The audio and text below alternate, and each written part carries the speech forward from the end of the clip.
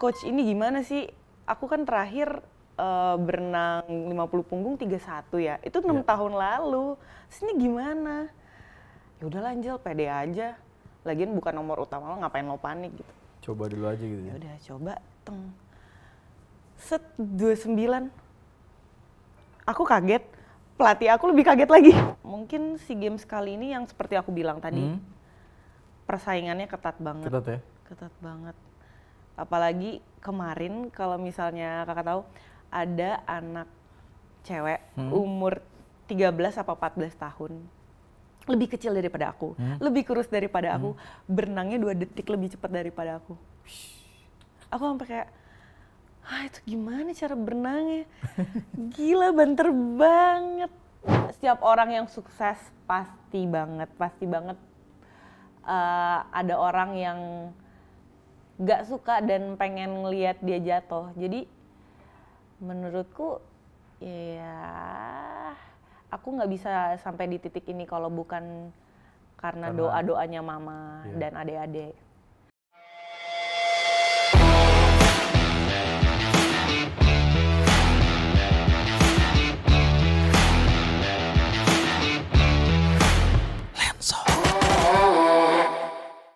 Assalamualaikum warahmatullahi wabarakatuh. Dengan saya di sini Angel Gabriela Yus. Selamat datang di Lensor Podcast. Kali ini kita kedatangan tamu spesial. Dia tuh peraih medali perunggu SEA Games kemarin di Kamboja. Kita perkenalkan Bang Aziz. Tadi ngomong atlet apa sih? Atlet renang. Atlet renang. Loh kok malah saya yang tahu? Kelihatan ya dari badannya atlet renang sekali. Iya ya, lebar ya? Iya. Tapi sayangnya lebarnya nggak hanya di dada, ke bawah juga ya? Tapi kok kayaknya ngomong-ngomong ketuker nih. Ketuker bajunya? Seragamnya harusnya. Kayaknya tuker ya? Ini harusnya kan? Ketuker harusnya nih? Iya ya. Oke, Mitra Raga senang sekali bertemu lagi bersama saya Aziz Aryat dan juga Angel Gabriela Yus yang tadi sudah coba menggantikan saya sebagai host. Angel berhasil meraih medali perunggu 2 kali berturut-turut. Yang pertama kelompok ya? Yang kedua baru? Yang pertama itu estafet. Estafet maksud gue ya maksudnya? Yang di Vietnam, terus ini perdana di Kamboja aku dapat medali individu. Individu akhirnya, itu berarti kan lu merubah apa sih nomor ya? Iya. Itu kenapa? Kok bisa berubah nomor gitu? Karena apa lu nggak cocok sama teman-teman lo? Gue sendiri aja deh, kalau beramai-ramai kayaknya gue nggak bisa dapat medali yang lebih bagus sih. Enggak sih, ya? Sebenarnya aku waktu di Vietnam juga turun nomor individu, cuman emang chance-nya waktu itu di nomor yang aku ikut itu lumayan jauh ya chance-nya buat dapat medali. Terus tiba-tiba kebetulan aku waktu itu abis SEA Games Vietnam ada lomba nih, lomba di Thailand, namanya itu ASEAN University Games. Oke, tingkat kampus tuh ceritanya? Iya, jadi yang ikut mahasiswa kan. Terus salah satu pelatih aku ini daftarin aku nomor 50 punggung, di mana aku bukan nggak pernah ikut, tapi udah 6 tahun aku nggak pernah ikut nomor itu di perlombaan manapun. Kelas nasional. Terus aku juga panik kan, kayak coach ini gimana sih? Aku kan terakhir berenang 50 punggung 31 ya, itu 6 tahun lalu. Terus ini gimana? Ya udahlah Angel, pede aja. Lagian bukan nomor utama lo, ngapain lo panik gitu. Coba dulu aja gitu. Ya udah coba, set 29. Aku kaget, pelatih aku lebih kaget lagi. Terus kebetulan kan kalau misalnya lomba ASEAN gitu, aku banyak teman-teman yang aku kenal dari luar negeri. Nah, di samping aku itu atlet Filipina, aku juga ngomong ke dia kayak, duh ini gimana ya, udah 6 tahun aku nggak pernah turun G punggung. Ini perdana. Perorangan lagi. Ini perdana setelah 6 tahun aku nggak pernah ikut nomor G punggung. Aku baru turun lagi. Terus pas dia ngeliat aku 29 juga dia kayak, hah? You did it? Terus aku juga, I have no idea. Kok bisa gitu ya? Iya. Dan itu 29 itu tercepat diantaranya? Nggak tercepat sebenarnya, kedua tercepat. Terus pelatih aku itu setelah aku turun nomor itu ngomong ke aku gini, Jel, coba lo fokusin deh di gaya ini. Lo itu 6 tahun nggak pernah ikut nomor ini aja, itu bagus. Apalagi diseriusin. Dan itu catatan waktu itu tuh mendekati perolehan medali perunggu di SEA Games. Gitu. Di tahun yang di Vietnam? SEA Games Vietnam atau gimana? Iya di SEA Games Vietnam. Kalau misalnya ngeliat dari SEA Games terakhir ya. Terus ya udah, kan sebelumnya aku tuh nomornya tuh kupu dan bebas. Main stroke aku dulu tuh kan 50 dan 100 kupu. Second stroke-nya itu bebas. Itu tapi sebenarnya buat estafet aja sih. Aku nggak pernah yang dapat peringkat 1 kalau misalnya di gaya bebas. Terus waktu aku berenang punggung bagus itu, aku juga kayak ternyata gue bisa ya. Ternyata kayaknya gue bisa nih dapat medali individu nanti next SEA Games. Jadi ya udah aku jadi tekunin di gaya itu. Alhamdulillah progres. Sebenarnya waktu SEA Games Kamboja terakhir itu lawan-lawannya lumayan kuat ya? Kuat banget daripada yang SEA Games waktu di Vietnam. Mungkin karena ada muka-muka baru, terus lawan-lawan aku yang sebelumnya yang mungkin kemarinnya di bawah aku, tiba-tiba waktu di SEA Games Kamboja jadi kencengnya setara sama aku gitu loh. Jadi lumayan kaget sih. Dan sempat kepikiran ini apa nggak dapat medali ya, tapi udah yakinin dulu aja. Yakin dulu ya, dan ternyata berhasil. Alhamdulillah perunggu. Tapi kalau lu bilang kuat sih, gue sih percaya ya, lu salah satu wanita terkuat kalau gue bilang. Karena apa? Kalau mitra warga tahu ya, di Kamboja kemarin itu tuh panasnya luar biasa, tau gak? Panas banget, bahkan sampai pernah 40 derajat ya? Hampir 38, hampir 40 ya? 39 ya kan? Hampir 40. Itu di luar, itu gimana di dalam air, coba lu bayangin. Berenang di dalam air panas coba. Pengap jujur. Gimana rasanya sih kemarin? Kan kalau di GBK tuh ya dingin kan? Ya betul. Jadi kalaupun capek, nggak terlalu berasa capek banget. Ini waktu di Kamboja, waktu udah capek, wah naik tuh udah gini nih. Aduh gila capek banget, udah mau ice bath aja deh. Itu ice bath tuh jadi sampai nggak terlalu kerasa dingin tau. Saking kita tuh udah kepanasan. Udah kepanasan banget ya. Tapi lu masih bisa konsentrasi ya di cuaca yang panas, di air. Mungkin airnya panas juga kan berasanya kan?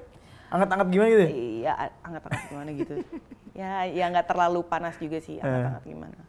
Ngomong-ngomong ganti gaya lomba ya, tuh sebelumnya lu tadi kan cerita ya di estafet, terus akhirnya ternyata lu perorangan di gaya punggung tadi sukses juga. Sebenarnya lebih suka di gaya mana lu? Jujur aku kalau sekarang itu suka di gaya yang dimana aku ada potensi medali. Itu lebih ke situ ya? Iya. Bebas iya, kupu iya, punggung iya. Kalau dada tuh sebenarnya weakest stroke aku kan.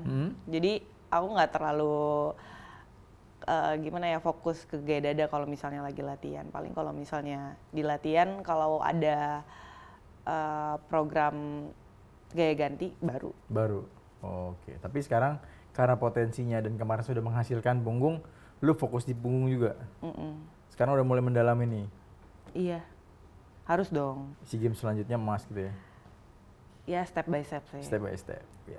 Perak, terus nextnya mungkin kalau misalnya emas, amin ya rabbal alamin. Amin. Tapi lebih suka perorangan atau estafet sih lu? Kalau estafet kan bareng-bareng nih kan, kerja tim kan? Sebenarnya aku lebih suka individu ya. Individu? Kalau beban ditanggung sendiri ya? Ya betul, pertama itu.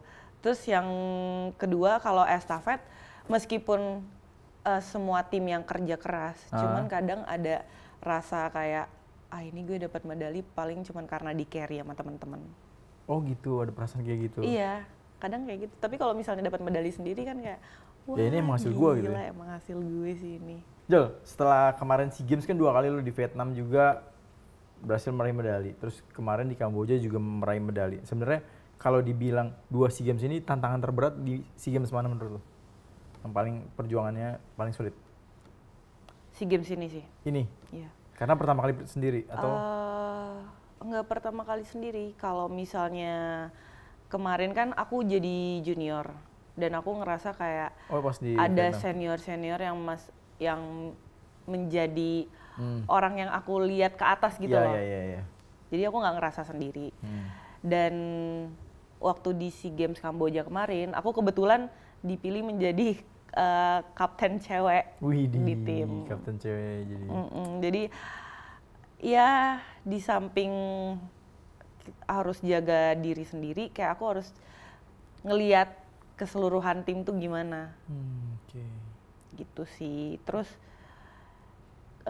apa ya? Mungkin SEA Games kali ini yang seperti aku bilang tadi, persaingannya ketat banget. Ketat ya? Ketat banget. Apalagi kemarin kalau misalnya kakak tahu ada anak cewek umur 13 apa 14 tahun. Lebih kecil daripada aku, lebih kurus daripada aku, berenangnya 2 detik lebih cepat daripada aku. Aku sampai kayak, itu gimana cara berenangnya? Gila, banter banget. Cepet banget ya? Dia tuh dapat medali perunggu di 100 meter gaya bebas. Gaya bebas. Padahal itu yang perak dan emasnya itu tinggi banget, lebih tinggi malah daripada aku. Pengaruh nggak sih, Jel? Kalau menurut gue ya, gue nggak tahu sih ya, maksudnya postur tubuh dengan kecepatan berenang tuh pengaruh nggak sih? Kalau lu kan lu pernah bilang gue nggak terlalu tinggi, sebenarnya masih ada yang tinggi-tinggi lagi kan? Itu pengaruh nggak sih dengan kecepatan? Sebenarnya nggak terlalu pengaruh sih ya. Mungkin lebih. Kalau lari kan pengaruh tuh langkah ya kan? Iya pasti sih. Kalau renang enggak. Enggak. Karena mungkin percuma ya kalau misalnya tangannya panjang tapi tekniknya salah. Iya. Malah jadinya tetap aja pelan. Iya. Justru karena kayak malah kalau misalnya kita badannya kecil nih, tapi tekniknya kayak kita bener, kita lebih effortless daripada mereka yang badannya gede daripada kita. Gitu. Oh gitu. Renang tuh gitu. Nggak pengaruh ya? Renang itu sebenarnya gimana caranya kita mengurangi hambatan air seminim mungkin. Makanya tekniknya harus benar. Iya. Kalau gitu harus belajar sama Angel nih nanti. Siap. Gue bisa Angel berenang, tapi gue nggak pakai teknik. Jadi gue salah-salah aja. Gaya dada sama gaya batu. Campur aja semuanya gaya-gayanya, mau gaya Nggak, apa? Maksud aku kayak gini. Ini gaya dada. Terus gaya batu. Terus batu tenggelam gitu. Iya.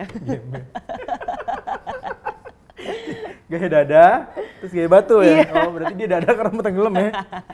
Bisa. Nah, Jel, bicara prestasi ini kan luar biasa lo ya, dari kecil bahkan berprestasi sampai sekarang. Ya dari kejuaraan nasional sampai kejuaraan internasional lo pernah juga. Itu apa ya, prestasi yang menurut lo membuat lo akhirnya nama lo terangkat tuh yang mana? Mungkin pertama kali. Pertama kali itu aku ingat banget 2015. Pertama kalinya aku pecahin rekor nasional. Tapi itu rekor KU ya, bukan maksudnya. Bukan. Rekor KU itu kayak. Kelompok umur kan? Iya, kelompok umur. Kan di atasnya masih ada lagi dong. Iya. Aku mecahin rekornya Elsa Nasution kalau nggak salah 100 kupu. Ya?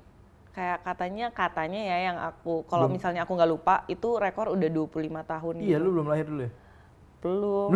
Mungkin sekarang orangnya udah nggak tahu ya. Udah punya cucu kali atau udah punya anaknya udah gede, lebih gede daripada aku. Itu yang membuat nama lu akhirnya terangkat. Karena 25 tahun rekor bertahan dan lu yang bisa mencahin.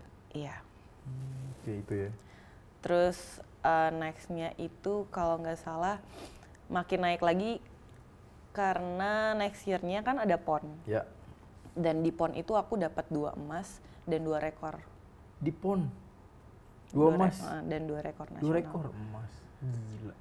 Di nomor 50 sama 100 kupu. Itu mewakili DKI atau mana? Enggak, aku waktu itu masih mewakili Kaltara. Oh lu asli Kaltara? Waduh, kita akan kulik nih. Kira-kira dari Kaltara kok tiba-tiba ada di Jakarta, gimana ceritanya nih? Tapi nanti. Iya, dari Kaltara waktu itu berarti mewakili Kaltara dapat 2 emas. Itu SEA Games di bukan, PON. PON di Bandung. Oh, ini Jabar 2000 berapa sih kemarin? 16 ya, Jabar ya. Oh, itu masih Kaltara. Di dong. Papua? Di Papua udah emas DKI. Juga kan? Emas juga? 1 emas sama 3 perak dan 1 rekornas. Gila, tepuk tangan dulu dong. Banyak ya. Gue sih yang ngitung emas-emasnya sih nih. Gue lebih ngitung, ini bonusnya banyak banget ya kan. Nih, tadi Alhamdulillah. wakil Kaltara 2016 tuh 3 berapa? Mas? 2 emas. 2 emas sama itu 2 rekor. miliar ya kan? Terus terus DKI kemarin di Papua 1 emas. Iya, 1 emas, terus 3 perunggu. 3 perunggu. Bukan. 3 perak. 3 perak. Itu di mana semua? Enggak nyampe 2 M. Yang Kaltara juga nggak nyampe 2 M. Oh, tapi rumah kebeli lah ya. Alhamdulillah sebenarnya rumah kebeli yang di Kalimantan karena emang hasil aku ikut-ikut kejuaraan daerah gitu sih. Kejurda? Iya. Kamu masih di Kaltara Kejurda, berarti masih kecil dong dulu? Iya. Umur berapa? Iya SD lah ya, udah dari paling kelas 3 gitu sampai kelas 6. SMP lah ngikut-ngikut kejuaraan. SMP? Udah beli rumah? Udah. Gila nggak lu masih ngapain ya? SMP? SMP udah bisa beli rumah? SMP-nya dia gue udah kerja kali. Oh udah kerja. Ya tapi maksud gue ini luar biasa ya. Masih SMP dengan dia fokus jadi atlet, bisa belum fokus malah istilahnya itu masih baru belajar, baru meniti karir ya. Itu prestasinya udah bisa beli rumah di walaupun Kalimantan ya. Iya. Ini luar biasa banget ya. Setidaknya kan buat keluarga tempatin kan. Emang hadiahnya segitu besarnya? Iya sebenarnya mungkin nggak sebesar bonus-bonus di PON atau SEA Games ya. Cuman kan karena ada sering aja kejuaraan daerah, terus bonusnya aku tabungin, terus udah lumayan banyak jumlahnya, ya udah beli rumah. Karena aku waktu di Kalimantan tinggalnya di tempat kakek sama nenek awalnya. Oh, oke. Emang ada orang tua? Iya, sama orang tua juga Oh, di situ. Maksudnya, awalnya. Rumah keluarga lah. Akhirnya rumah keluarga, akhirnya baru beli rumah tuh. Lu yang beli rumah justru malah ya? Hebat ya. Tepuk tangan lu. Gila.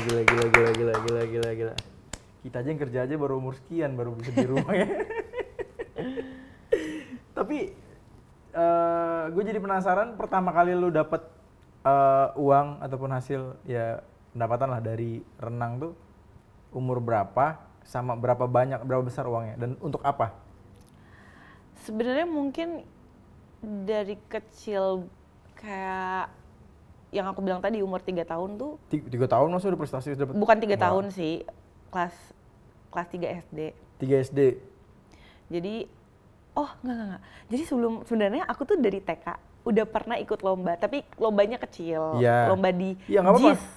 Di JIS. JIS mana? Jakarta International School. JIS itu? Iya. Cipete. Oh iya, tahu arah kampus gue itu enggak? Tahu. Kan kolamnya 25. Iya. Terus ada Pondok Indah. Aku waktu itu kalau nggak salah baru masuk TK gitu. TK? Umur 5 tahun kalau nggak salah ya. Nah di situ aku turun 50 punggung sama 50 kupu. 50 punggungnya dapat perunggu, 50 kupunya kalau nggak salah dapat perak apa emas gitu. Aku lupa. Ya paling kalau misalnya hadiah di situ ya, mungkin hadiahnya kayak uang. Berapa? Uang cash paling 100-200 ribu.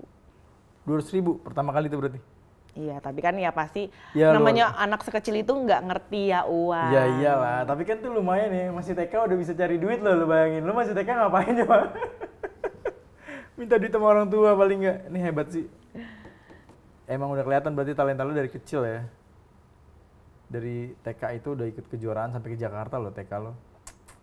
Tapi itu juga kayak disuruh orang tua sih, tapi kayak lama-lama udah di umur aku ngerti uang, jadinya ketagihan. Oh, ketagihan. Yang awalnya cuman karena disuruh orang tua, ya jadi ketagihan sendiri. Tapi bicara tadi lu soal dipaksa sama orang tua, kita pengen tahu deh, itu sebenarnya awal mula lu meniti karir di dunia renang tuh gimana sih? Lu diceburin atau ya, emang lu suka? Tapi emang kalau orang yang harus ceburin ya? Iya sebenarnya simpelnya ya, anak kecil mana sih yang ngeliat kolam nggak seneng? Iya. Ya udah, ya 3 tahun 8 bulan ya aku masih main-main di kolam kecil gitu. Terus itu lu di Kaltara? Enggak, aku kan lahir di Jakarta. Oh, lahir di Jakarta. Aku lahir di Jakarta terus pindah Kaltara 2007. 7 tuh SD atau Masih TK. Oh TK pindah ke sana. TK pindah ke sana. Kaltara lama di sana. Terus balik lagi ke Jakarta karena aku waktu itu persiapan buat PON yang di Jabar itu. Kan kalau misalnya di Kalimantan ya fasilitas olahraganya kurang memadai kan. Ya. Dan waktu di zaman aku itu pas 2014 ya, itu cuman ada kolam 25. Terus kalau misalnya sparring gitu, sparring juga cowok-cowoknya kalah sama aku. Masa sih? Serius. Kalah sama lu? Serius. Cowok-cowok? Mungkin bukan kayak secara fisik tuh nggak kalah, cuman emang tekniknya aku aja yang lebih daripada mereka. Oke. Berarti itu renang tuh emang teknik ya? Kalau Iya. tekniknya ya pas, dia akan cepet ya? Pasti. Oh gitu ya. Terus lanjut gimana akhirnya kamu di Kaltara, balik lagi ke Jakarta itu gimana ceritanya? Jadi simpelnya tuh karena iya tadi fasilitas olahraganya nggak memadai, jadi aku bilang ke mama, "Mah, aku mau merantau ke Jakarta sendirian, nggak apa-apa deh. Soalnya ya aku pengen lah maju." Terus awalnya mama nggak bolehin Nggak kan. bolehin. Itu usia berapa? 2014 berarti baru 13 tahun. 13 tahun? Udah minta sama orang tua buat merantau? Ih, gila sih ini. Serius itu? Serius. Itu kalau nyokap lu ngasih sih, gila juga sih. Ya ngasih pun kayak masih berat hati gitu loh Ya awalnya. iyalah, nggak cewek, kalau cowok oke lah, ini cewek loh 13 tahun. Tapi ada saudara dong di sini. Ada. Oh ada. Awalnya ikut saudara terus ya pindah sendiri. Lebih enak hidup sendiri juga sih. Kalau sama saudara kan kadang setiap rumah itu kan punya aturan sendiri-sendiri. Ya. Kalau misalnya anak rantau tuh kadang pengen explore dunia kan. Ya. Jadi harus prepare buat tinggal sendiri sih. Bukan karena lu pengen bebas dong. Salah satunya juga. Oh gitu? Iya dong. Oh. Pasti sebenarnya kalau misalnya keluarga, nggak semua keluarga itu bakal nggak ngekang kita. Jadi pasti ada satu keluarga yang bakal ngekang kita karena lagi di masa remaja juga kan. Oke. 13 tahun akhirnya ikut keluarga di Jakarta. Setahun tuh atau berapa tahun? Mungkin sampai 2019. 2019? Lumayan lama sih sebenarnya karena lama ya.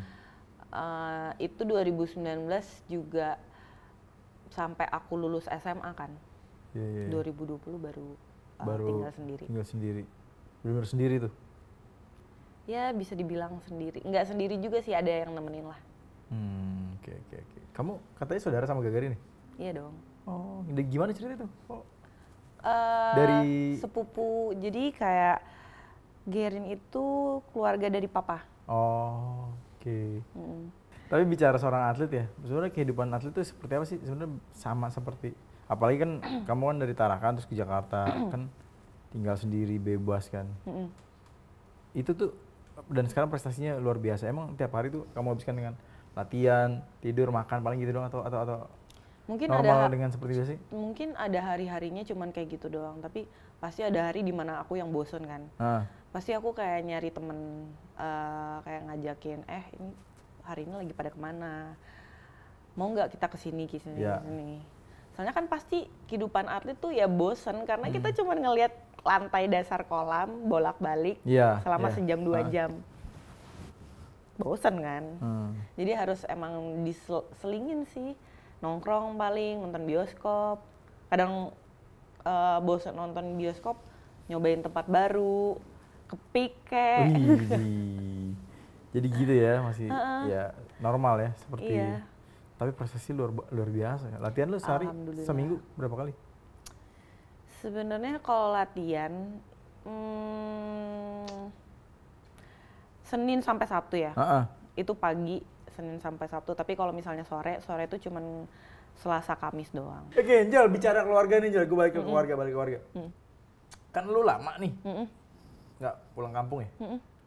dan lama tinggal di sini. Emang lu nggak kangen dengan keluarga lu? Atau emang tiap tahun pulang kampung? Apa gimana? Dulu tiap tahun pulang, tapi udah 2 tahun nggak pulang. 2 tahun ini? Nggak kangen juga sih. Gila nih orang. Kayak lebih kok enjoy ya sendiri. Keluarga lu di sana lu, adik-adik lu anak pertama kan? Dari berapa bersaudara? 3. Adik-adik lu kangen sama adik-adik lu? Enggak, paling kadang-kadang nih kalau misalnya telepon kalau inget doang. Astaga. Ini jangan dicontoh ya kalau yang ini ya. Kalau prestasinya boleh ya, kalau ini jangan dicontoh nih. Tapi Kenapa? nggak tahu kayak Nggak kangen kan? Maksudnya kan biasanya kalau atlet ya justru dia lebih bersemangat ketika disupport sama keluarganya, orang tuanya, bapak ibunya, kan? Sebelum tanding telepon dulu, doainnya Pak, Ma gitu. kalau misalnya dari sebelum dulu tuh? kalau sebelum tanding ya iya aku Iya. ngomong sama mereka. Tapi kalau misalnya untuk kayak setiap hari telepon, aku males, aku kayak keburu capek gitu loh. Kan abis beres latihan kan capek ya. Terus lebih enakan tidur atau nongkrong sama teman-teman. Aku lebih menikmati waktu ke waktu kayak gitu daripada aku menghabiskan sejam, 2 jam, 3 jam untuk aku nelpon keluarga aku. Kacau ini orang. Iya, aku mikirnya gitu. Ada ya kayak gini ya? Gila nih. Daripada aku cuman ngobrol-ngobrol oh iya aku kabarnya gini. Ya udah paling 2 minggu sekali aja gitu, nggak usah sering-sering. Jadi ceritanya banyak gitu loh sekali Oke. ngomong. Masuk sih. Kalau misalnya setiap hari juga bosen, enek ngeliatnya. Jujur, iya. Emang nggak pernah ada yang kayak gitu ya? Lu nggak kangen gitu maksudnya sama Apa? adik-adik lu, kampung halaman lu yang membesarkan lu gitu? Malah justru karena aku udah lama banget dan jarang pulang ke Kalimantan, sekalinya Mbak Toyib nih. ketemu. Enggak dong. Karena udah lama pulang terus pas sama mereka tuh jadinya aneh. Malah justru aneh kayak kok kayak berasa orang asing ya. Tapi nggak asing. Iya. Cuman aneh aja kalau misalnya ketemu. Oke. Mereka juga canggung ke aku kan. Jangan sampai lu lupa lu ibu lu yang mana ntar atau rumah yang mana. Oh, inget dong. Inget ya? Inget dong. Nanti kayak anak yang tertukar. Iya. Oke. Emang nggak ada yang dirindukan gitu? Masakan orang tua atau apa kan?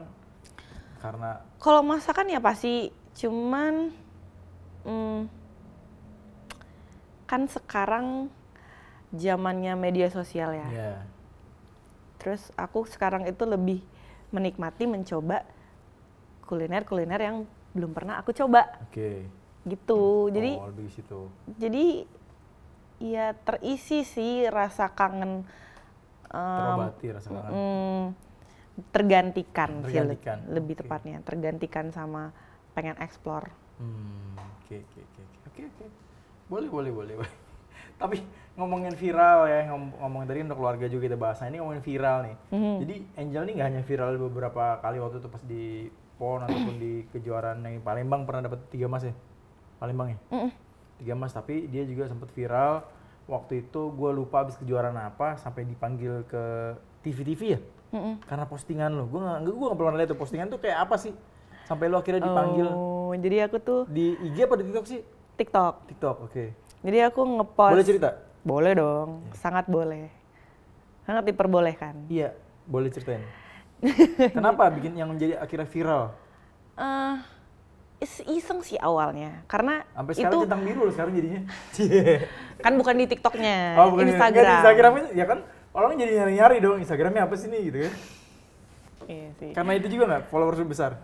Enggak, followers aku cuma 6.000. 6.000 tuh nggak banyak. Banyak teman-teman aku yang lebih banyak followersnya dari itu. Coba udah ceritain dulu deh kenapa.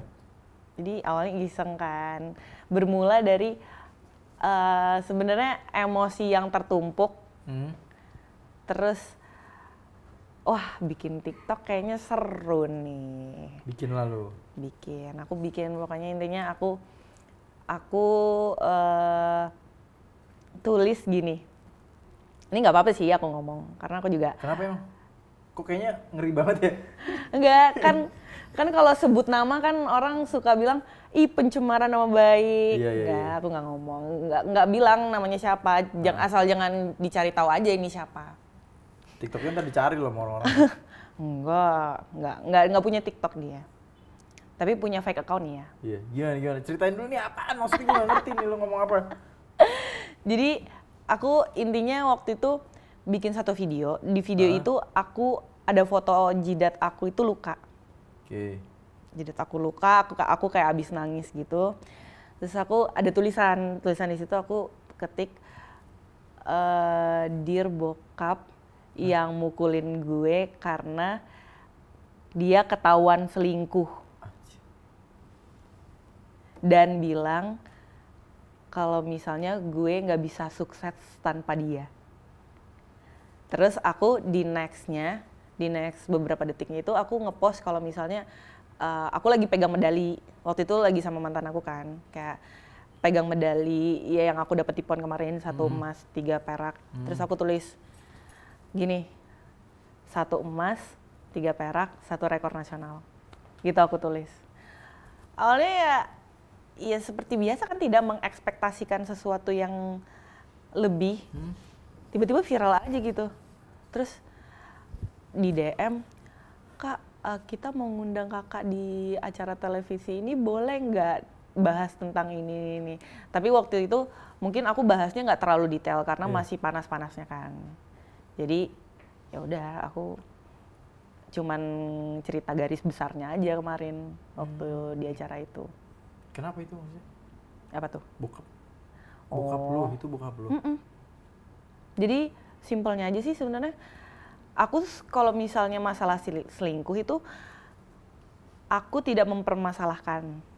Tapi kalau udah namanya main tangan, tidak bisa ditoleransi dong. Okay. Nah, waktu itu sempat ketahuan kan udah yang main tangan gitu ke mama aku. Terus itu sebenarnya bukan di hari hanya tapi besoknya.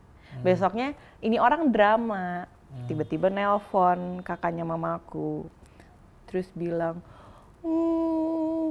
Pip, nama mamaku, terus bilang gini, dia selingkuh sama anak kecil. Aneh kan? Terus mamaku tuh posisinya abis beres selesai COVID. Okay. Terus digituin kan namanya orang lagi proses recovery.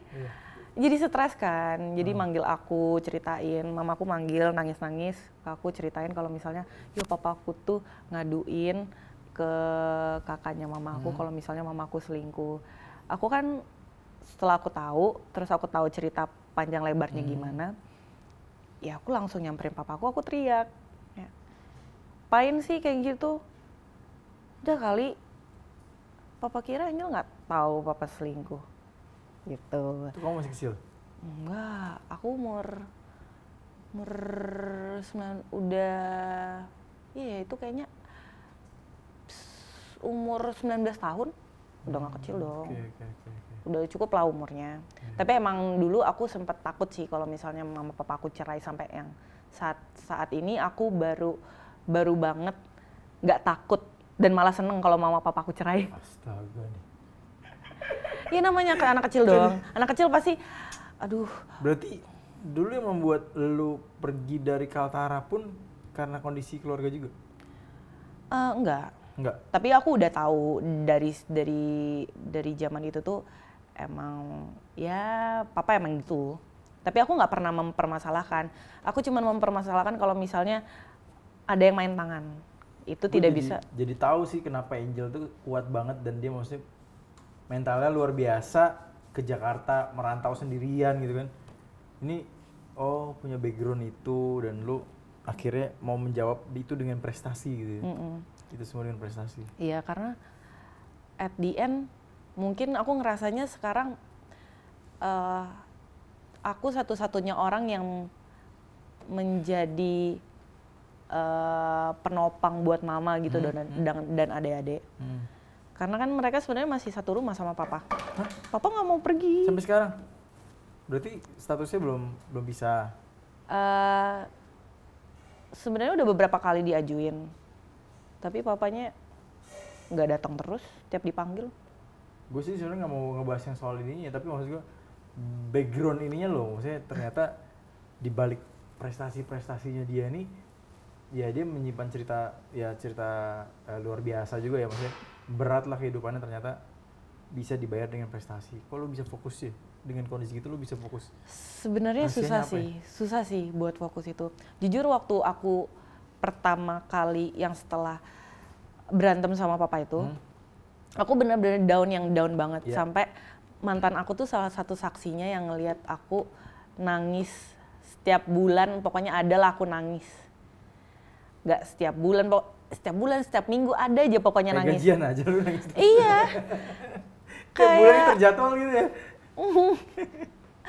Pokoknya karena udah capek latihan kan, terus aku ngerasa kayak, aduh ngapain sih, udah dong, aku juga nggak ganggu hidup kalian, kenapa kalian ganggu hidup aku gitu. Aku juga pengen fokus di prestasi, ya kalian jangan ganggu mama aku, biar aku bisa fokus di prestasi aku. Tapi aku ngerti sih, maksudnya mungkin ada yang menjadi asumsi aku sampai sekarang sih, mungkin lebih kayak mereka nyusahin aku supaya aku sama mama nggak bisa apa-apa, aku bertekuk lutut lagi ke mereka. Tapi aku nggak mau kan kayak gitu. Dan akhirnya Tuhan bukain jalan ke aku. Prestasi aku makin meledak. Tuhan yang mana nih? Ntar. Yang aku penganut Tuhan itu cuma satu. Cuman cara menyembahnya aja sih yang beda-beda. Gue bercanda doang jadi jawab. Oke, Angel. Ya intinya apa sih, gue pengen nanya terakhir untuk menutup yang ini ya. Apa sih memotivasi lu akhirnya ya sampai lu bisa berprestasi sampai sekarang gitu? Kalau kita lihat kan cerita lu di balik itu kan sangat luar biasa juga ya. Orang mungkin taunya lu ya dari keluarga yang ya normal atau segala macam, ternyata di balik prestasi lu butuh perjuangan yang sangat luar biasa gitu. Menjadi motivasi aku sih lebih, gue mau nunjukin ke keluarga ini nih, keluarga. Kalau misalnya, lebih tepatnya ke papa sih. Kalau misalnya aku bisa lebih dari dia. Dan apapun yang aku jalanin sekarang, mau dia bilang aku anak durhaka karena dia lebih, dia ngerasa aku lebih care ke mama daripada dia. Kayak, ya sampai sekarang aku masih dibukain jalan tuh sama Tuhan. At least aku baik sama orang. Terus aku bantuin mama, terus kan surga ada di telapak kaki ibu dong. Betul. Dan aku percaya doa-doa mama itu yang menjadi batu penopang aku sih sampai sekarang. Doa-doa ibu ya. Emang sih benar. Semua orang tuh pengen ngeliat aku jatuh. Enggak juga lah. Enggak semua, cuman kayak semua orang ini di sini nih penonton lu nih, ini penonton ini pendukung lu semua loh. Enggak semua orang, cuman banyak. Sayang sama lu. Cuman banyak sih, emang banyak. Ya setiap orang yang sukses pasti banget